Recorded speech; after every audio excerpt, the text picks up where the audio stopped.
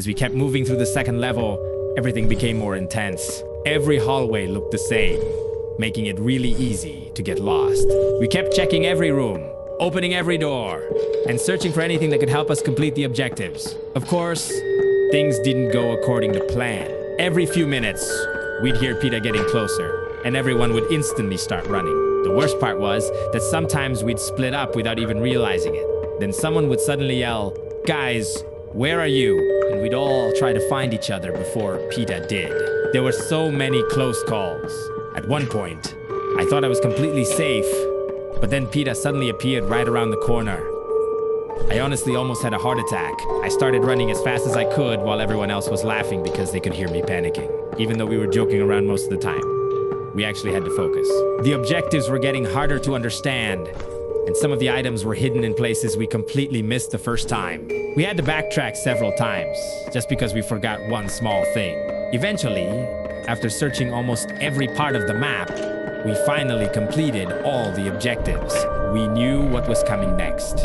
Another fight against PETA. This battle felt much more difficult than the first one. PETA was faster, more aggressive, and didn't give us many chances to recover from mistakes. We had to stay calm, work together, and time everything perfectly.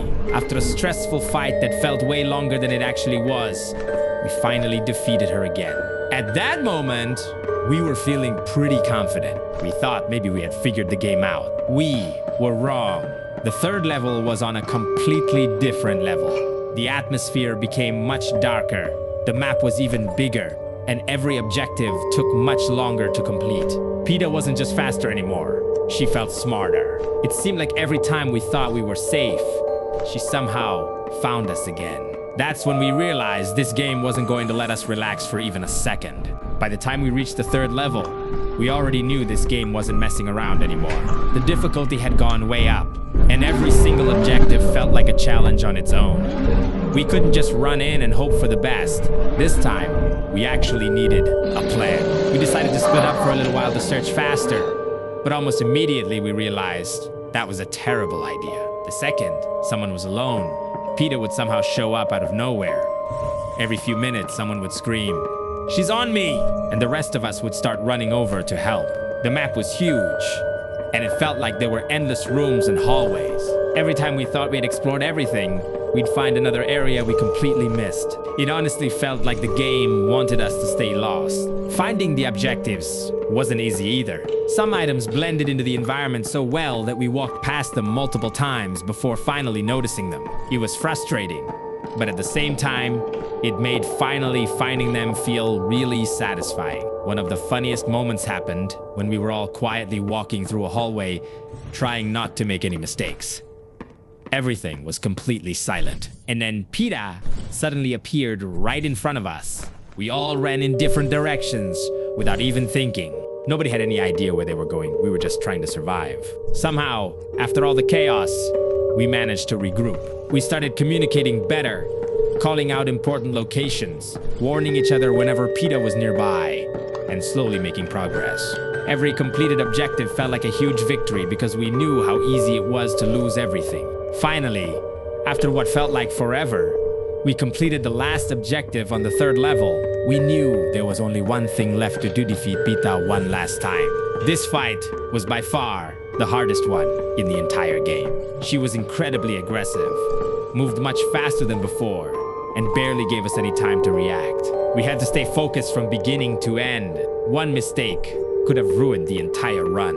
After an intense battle filled with close calls, panic, and a lot of teamwork, we finally defeated her. Watching her disappear felt incredibly satisfying because we knew how much effort it had taken to get there. Honestly, this was one of the most fun Roblox horror experiences we've had in a long time. It wasn't just scary, it actually made us work together, communicate, and think before every move. If you enjoy horror games with friends, this is definitely one you should try.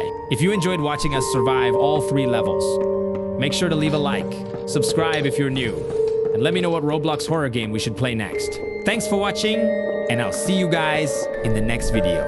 Before we finally reached the ending, we still had a lot to deal with. At this point, everyone was trying their best to stay calm, but the pressure was definitely getting to us. Every sound made us stop for a second because we never knew if PETA was about to appear. One thing I really liked about this game is that it never feels completely predictable. Just when you think you've figured everything out, something unexpected happens. That's exactly what kept us on edge the entire time. There were moments where we thought we were making great progress, and then suddenly we'd realize we were missing one tiny objective hidden somewhere on the map. That meant going all the way back while PETA was still hunting us. Nobody was excited about that. Communication became the most important part of our strategy. Instead of everyone talking at once, we started calling out specific rooms, important items, and where PETA was moving. It made everything much easier, even though we were still panicking every time she got close.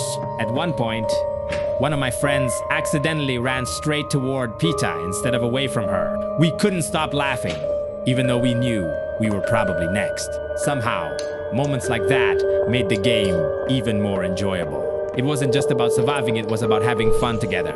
The atmosphere in this game deserves a lot of credit too. The dark lighting, creepy sounds, and random moments of silence make every hallway feel dangerous. Even when nothing is happening, you still feel like something is about to jump out at you. As we got closer to finishing the game, we became much more confident. We were moving faster, making smarter decisions, and completing objectives without wasting as much time. It felt like we had finally learned how the game wanted us to play. But even with all that experience, PETA still managed to surprise us a few more times. There were several moments where we barely escaped by a second. If we had reacted any slower, the run could have ended right there. Looking back, I can honestly say this game was a lot more challenging than I expected. It wasn't just about running from a monster, it was about solving problems under pressure while trying to keep your team alive. If this video gets enough support, we'll definitely come back and try more Roblox horror games together. There are still plenty of games we've never played, and if they're anything like PETAPETA, we're probably in for even more chaotic moments. Thanks again for watching until the end. I hope you enjoyed all the funny moments, the panic, and the teamwork. Don't forget to like the video, subscribe if you haven't already, and I'll see you all in the next adventure.